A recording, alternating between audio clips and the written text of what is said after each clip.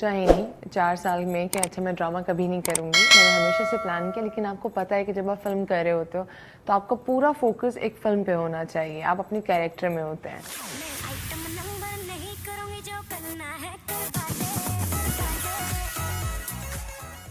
तो मुझे बस टाइम इस तरह से नहीं मिला कि तीफ़ा इन ट्रबल की, तीफ़ा इन ट्रबल अभी आई नहीं थी तो मुझे परहट लव आ गई, तो फिर वो की। और उसके बाद मैं चाहती थी कि मैं कुछ डिफरेंट कैरेक्टर करूं या डिफरेंट कहानी हो जो हमारी सोसाइटी को लेके ना एक डिफरेंट मैसेज आए।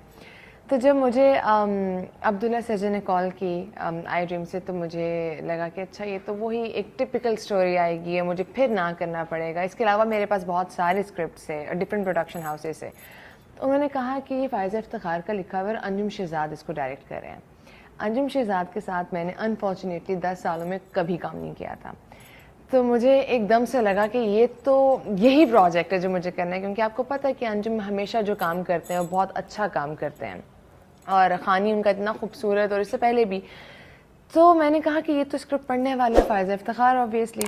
तो जब मैं पढ़ रही थी तो मुझे याद है कि मेरे पास अभी आई थिंक 10-12 एपिसोड्स आई थी और मैंने वो एक रात में पढ़ ली थी, क्योंकि इसमें आपको सास बहू नहीं नज़र आएगी, इसमें आपको वो झगड़े नज़र नहीं आएंगे, इसमें एक एक्स्ट्रा जो एक अफेयर्स चल रहे होते हैं ना एक दूसरे के साथ, वो नज़र नहीं आएंगे।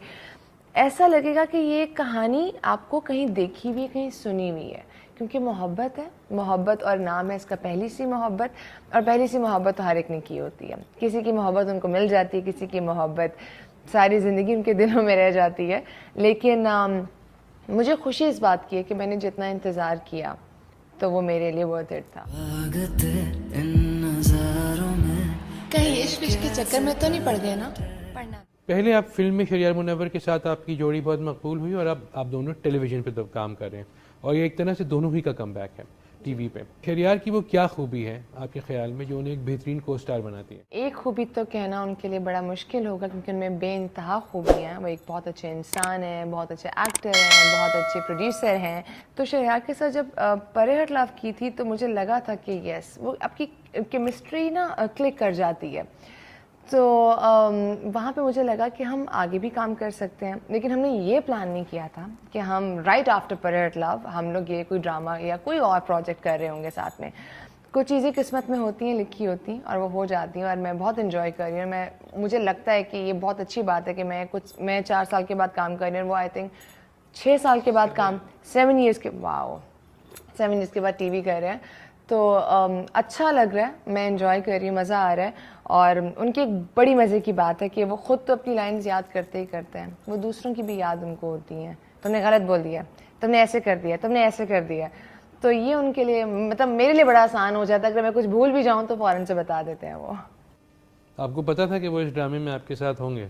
नहीं, जब मुझे अब्दुल्ला ने कॉल की थी और उस टाइम कोई प्लान नहीं था मेरा ये ड्रामा करने का, तो मैंने पूछा डायरेक्टर कौन है, उनका अंजुम शहजाद। तो मुझे वहीं पे लगा कि ओके मुझे ये करना है। तो जब उन्होंने मुझे 2 दिन के बाद बताया कि शहरयार मुनव्वर तो साइंड है, मतलब उन्होंने ये कॉन्ट्रैक्ट साइन किया हुआ है, तो मुझे लगा कि अब तो ये घर वाली बात है, अब तो मैं करूँगी ये प्रोजेक्ट। दुनिया भर में ख़वातीन को सामने रखकर टेलीविज़न ड्रामे, शोज़ और फिल्म्स बनाई जाती हैं, लेकिन हमारे यहाँ अनफॉर्चुनेटली जो औरत है उसको जो है रोने धोने के अलावा रोल्स नहीं दिए जाते। इसकी क्या वजह है? मैं इस बात से एग्री करती हूँ आपकी कि यहाँ पे औरतों को बहुत ज़्यादा मजलूम दिखा दिया जाता है। मुझे नहीं लगता कि मेरा घर ऐसा है कि जिसमें एक औरत मजलूम है। मेरी माँ जो मेरे लिए एक रोल मॉडल है, वो बहुत स्ट्रॉन्ग औरत है, मेरी खाला है या मेरी फैमिली में। मुझे सिर्फ इतना लगता है कि हमारी जो अवाम है ना, उनको शायद अच्छा लगता है औरत को रुलाना या औरत को रोता हुआ देखना। अगर कोई एक डिफरेंट चीज़ आती है जिसमें औरत नहीं रो रही होती, तो मुझे ये लगता है कि लोगों को वो चीज़ पसंद नहीं आ रही होती। फिर जो मेरी एक रिक्वेस्ट है प्रोडक्शन हाउसेस से भी कि प्लीज़ इसको, औरत को थोड़ा सा स्ट्रॉन्ग तो दिखाएं। अगर वो रो रही है तो उसके पीछे एक पर्पस होना चाहिए, वो किसी बात से रो रही है, ऐसे नहीं कि वो घर से निकली है तो रो रही है, घर में आई है तो वो रो रही है। लेकिन जब मैं किसी से कहती हूँ ना कि डिफरेंट स्क्रिप्ट चाहिए या कुछ और, तो वो कहते हैं उसकी तो रेटिंग ही नहीं आती। तो मुझे ये समझ नहीं आता कि उसका ब्लेम हमें किसको देना चाहिए, हमारी सोसाइटी को, हमारे लोगों को, या हमें ख़ुद को। लेकिन हमारी जो बाकी ख़वातीन हैं वो बहुत स्ट्रॉन्ग है। मेरी अम्मा है और मेरी फैमिली में बहुत और भी ख़वातीन हैं। ट्रेंड चेंज हो रहा है, डिफरेंट हो रहा है। अभी एक फ़िल्म आई थी शोएब साहब की, वरना, उसमें अगर वो तकलीफ़ में थी तो एक वो स्ट्रॉन्ग भी दिखाई। तो आई थिंक ये चीज़ होनी चाहिए और बननी चाहिए, और इंशाल्लाह मुझे लगता है कि आगे ऐसी होंगी चीज़ें जिससे आपको डिफरेंस नज़र आएगा। शुएब साहब की आपने बात की, तो आप उनकी अगली फिल्म में काम कर रही हैं। उस फिल्म के बारे में कुछ बताएं कि वो क्या है, किस हवाले से, जितना बता सकती हैं। आपको पता है कि शुएब साहब की फ़िल्म्स किस तरह की होती हैं, और मुझे लगता है कि उनसे ज़्यादा खूबसूरत सोशल इश्यूज़ को कोई नहीं दिखा सकता जिस तरह से वो दिखाते हैं, जितनी खूबसूरती के साथ। जब ज़्यादा मैं नहीं बता पाऊँगी, लेकिन ये ज़रूर कहूँगी कि इस तरह की भी फ़िल्म या इस तरह का टॉपिक अभी तक नहीं बना, और मेरा जो कैरेक्टर है वो मैंने अभी तक नहीं किया, और मैं चाहती थी कि मैं कुछ डिफरेंट करूँ, और मेरे लिए बहुत मुश्किल भी है। एक तो शुएब साहब, और दूसरा मैं जब फिल्म करने जा रही हूँ तो इसमें बहुत डिफरेंट तरीके से मुझे काम करना है। मेरी अभी जो मेरा एक्सेंट है उर्दू का, उस पर भी शुएब साहब बहुत काम करवा रहे हैं, और ये आपको आई थिंक 1-2 महीने में पता चलेगा कि वो किस बारे में और किस तरह से है।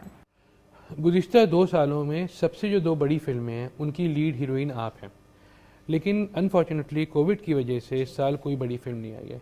आप फिल्मों का फ्यूचर इस पेंडेमिक के बाद कहाँ देखती हैं? मैं ये तो नहीं कहूँगी कि ये कोविड हमेशा रहेगा। मेरी तो दुआ है कि ये सब कुछ ख़त्म हो जाए, लेकिन ये भी सच है कि बहुत फिल्म इंडस्ट्री को बहुत नुकसान हुआ है। बहुत बड़ी बड़ी फिल्म्स जो थी इस साल आने वाली थी वो रुक गई हैं, और ऑब्वियसली उनको रोकना भी पड़ा ख़ुद को, क्योंकि जितना पैसा उन फिल्मों पे लगा होता, अगर वो लगा भी दें, इवन दो आजकल वैसे ही आपको पता है कि सोशल मीडिया पे या वैसे यूजली आपको ऐसी बहुत सी मैं उसे क्या नेटफ्लिक्स कहूँ या अमेज़ॉन को, उस पर फिल्म्स आ जाती हैं, लेकिन चूँकि हमारा वो नहीं है सिस्टम अभी बना हुआ, तो हम लोगों को अपनी फिल्म्स को रोकना पड़ेगा। अब बहुत लोगों ने बहुत मेहनत से काम किया है, बहुत पैसा इन्वेस्ट हुआ हुआ है। मुझे पूरी उम्मीद है कि अगले साल इंशाल्लाह होगा, ये सब फिल्में आएंगी दोबारा से सिनेमास बहाल होंगे, और अभी जिस तरह शुएब साहब की फ़िल्म जा रही है शूट पे, और भी बहुत सी फिल्म्स ऑलरेडी शूट पर हैं, तो देर है पर अंधेर नहीं। सोशल मीडिया की आप बात कर रही हैं, तो सोशल मीडिया एक ऐसा प्लेटफॉर्म है जहाँ प्यार भी मिलता है और नफ़रत भी। किस तरह आप मैनेज करती हैं? मेरे एक्सप्रेशन देख रहे हैं आप? मुझे अभी समझ नहीं आ रहा मैं क्या बोलूं, क्योंकि प्यार तो बहुत मिलता है, नो डाउट कि आपसे वो लोग भी बात कर लेते हैं जो यूजुअली आपसे नहीं मिल पाते, लेकिन अगर मैं नफ़रत बड़ा एक हार्श वर्ड हो जाएगा, क्रिटिसिज्म जिसे मैं कहूँगी, वो तो खुल के मिलता है ना आपको। जिनको नहीं भी पता कि काम क्या है, एक्टिंग क्या है, आप कौन है, आप क्या नहीं करते, वो भी आप वहाँ बैठ के बता रहे होते हैं। कभी आपको लगता है कि इनको देखने के बाद आपको स्ट्रेस डिप्रेशन होता है, लेकिन कभी आप इसको कहते हो कि नहीं, मे बी आप अपने पॉइंट ऑफ व्यू से देख रहे हो, लेकिन जो अवाम जिनके लिए आप काम कर रहे हैं वो आपको किसी और तरह से देखना चाहते हैं। लेकिन जब अल्फाज जो इस्तेमाल किए जाते हैं वो लिटरली दिल पे लगते हैं, और उससे दुख भी होता है कि हम लोग दिन रात एक करके एंटरटेन कर रहे होते हैं, और इन्हीं लोगों को एंटरटेन कर रहे होते हैं, लेकिन जजमेंटल लोग हैं, वो कहानी बाद में सुनेंगे और फैसला पहले सुना देंगे।